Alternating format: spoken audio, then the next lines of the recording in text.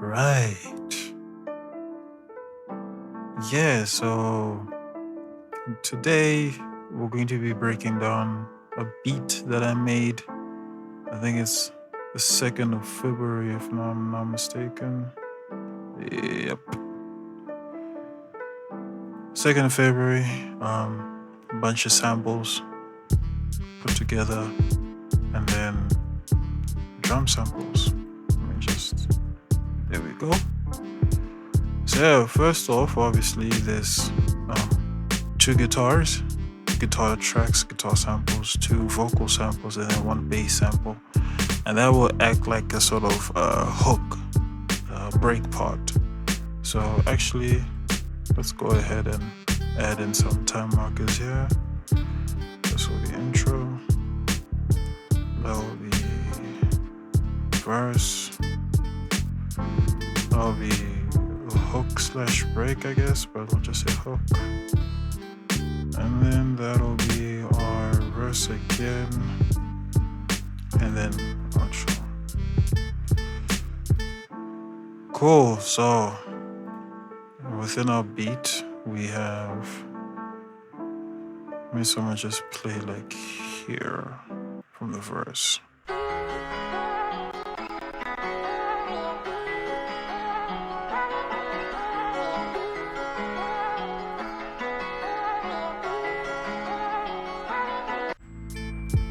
So we've got two guitars going there. This is the first one.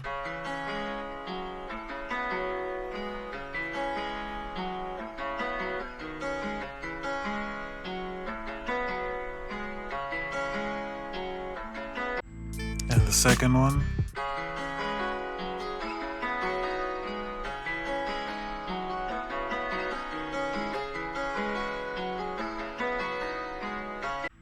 And then we have some, I want to say vocal chops.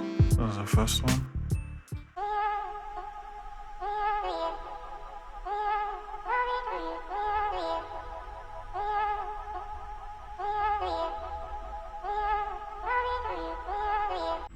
And with that second one,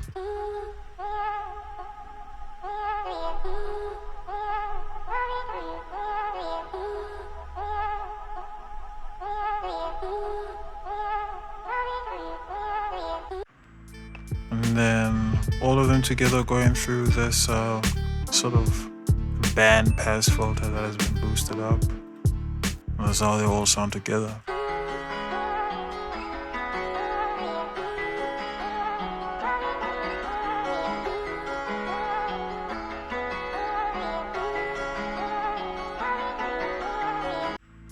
And obviously all of that is gonna lead to,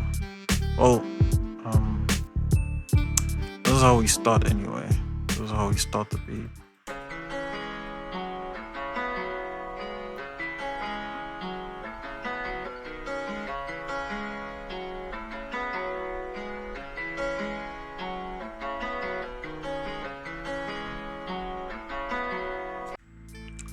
I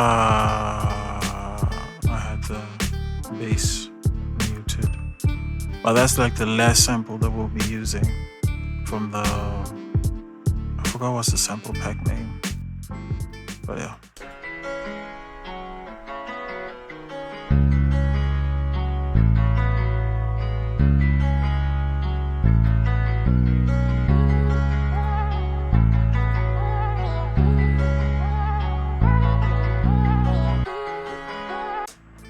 Cool, now that the sample part of the beat is done, we can get into the drums. This is how they all sound together.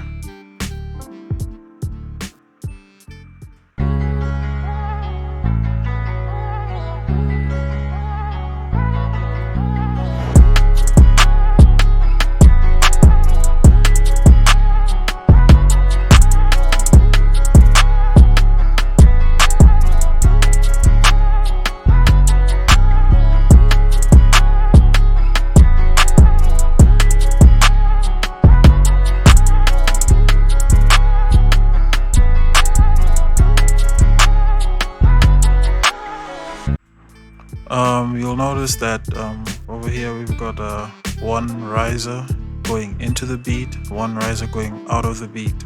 Just a small little transition going on there. Those are 808.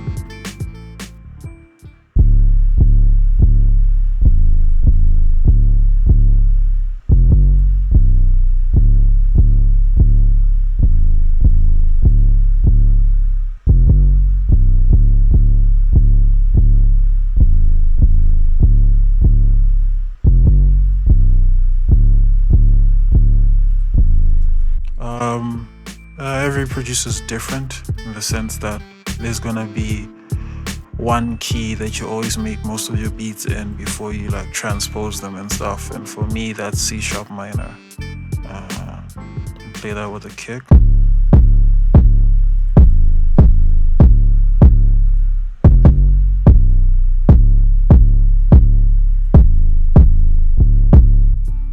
So hi-hats.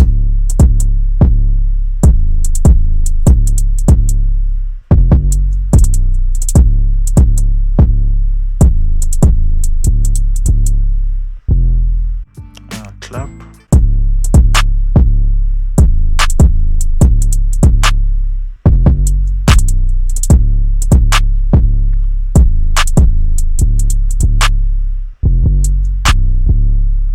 And here, well, for most people, all you would really add is maybe an open hi-hat to go with the closed hi-hat. What I usually do is try to add like some percussion to it. So this is how the percussion sounds on its own.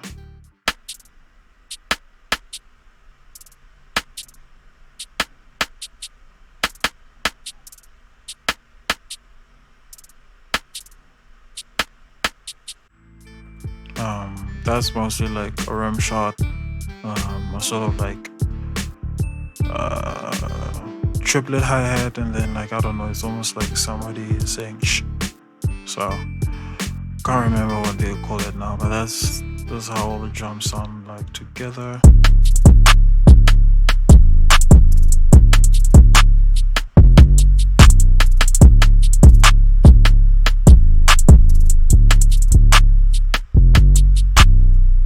And this is your beat, verse part anyway.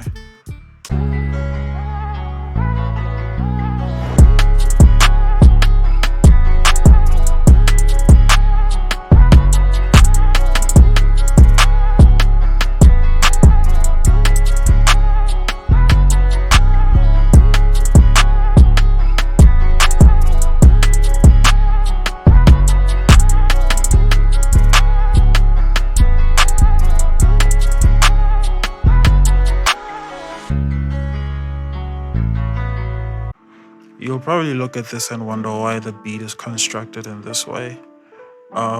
Mainly just like arranging the different parts. So intro, but then every eight bars, something different is happening. Subtle movements just to keep the listeners engaged, and then obviously to tell the artists who want to record on the track where they should slot in their verses, where they should slot in their hooks and stuff like that. Sometimes some people would want you to double this up. That would mean that this entire section will be sort of, if we can do that now quickly, remove all of that here and then just double up this section. So it'll be a 16 bar verse, because whenever thinking of like bars in terms of writing lyrics and such, you always have the tempo. So we are in 146. So half of this will be 73. So in 73, this 16 bar is basically an 8 bar. And the same here. So yeah, that's pretty much it. That's pretty much it when it comes to this beat from February 2nd, 2021. And that's how most trap beats are sort of made. Like there's usually a sort of intro going on with like a little bit of the bass from the hook section, and then the verses. You usually cut your kick 2 bars before the next set of 8 bars, and you usually cut the hi-hats so that the only thing that's left is the clap. Just so that it doesn't sound like it's going on and on and on, like there's some sort of progression, like it's going somewhere. But this is a more simpler beat. There's enough going on there where like you can listen to it, but there's space for an artist to come through and do whatever they would like to do. But I would understand why like the guitar and vocal parts do get in the way, because as they are now,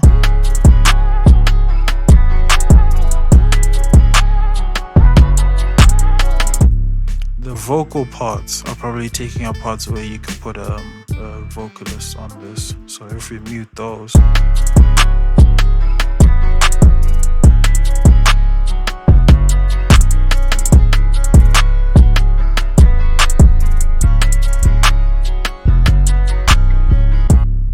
now there seems to be enough space for somebody to even rap over it.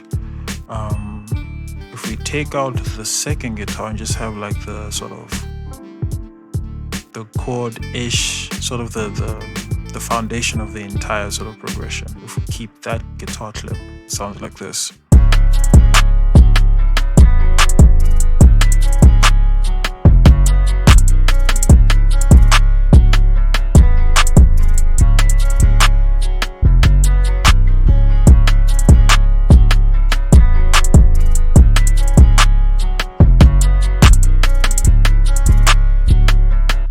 This dictates most of the vibe from the drums, because if it's just this and the bass,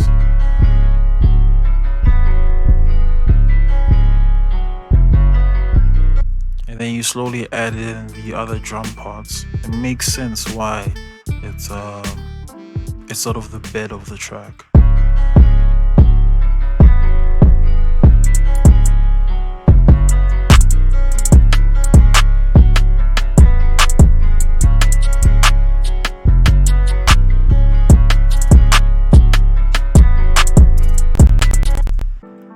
But yeah, hopefully that's given you some sort of insight into how beats are usually made. I guess the best way to end this video is just to play the beat out. And yeah, if you enjoyed that video, leave a like, comment on new video ideas or what you would have done with the beat and the sample parts it has. Yeah, this clearly looks like a first video attempt, and it is, but I do feel like it's a bit long overdue. I've been making beats for the better part of 4 to 5 years. Been playing guitar for at least 10 years, but I think most of my strength as a producer comes from arranging parts, really. So yeah, that's why I like working with samples a lot. So a lot of these beat walkthroughs are gonna be based off of beats that have samples. Some made by friends, some made by me, but usually ones that are from the internet or ones that have been bought. Yeah, thank you for watching, and I'll see you next time.